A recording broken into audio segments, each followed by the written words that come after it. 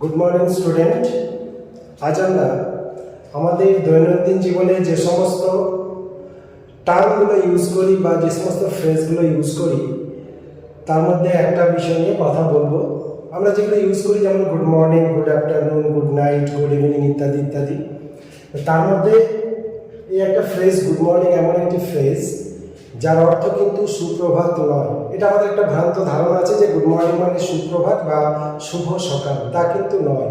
Good morning শব্দের অর্থ হলো the first meeting of the day, অর্থাৎ দিনের প্রথম সাক্ষাৎ। দ্য ফার্স্ট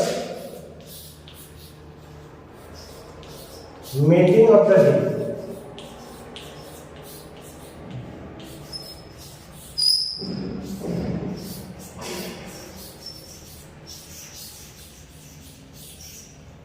অর্থাৎ সারাদিনের মধ্যে যে কোনো সময় তোমার পরিচিত ব্যক্তির সাথে যখন দেখা হবে প্রথম, সেই সময় তাকে গুড মর্নিং বলা যায়। গুড মর্নিং মানে মনে রাখবে শুভ সকাল বা সুপ্রভাত নয়। Good morning means the first meeting of the day বা দিনের প্রথম সাক্ষাৎ।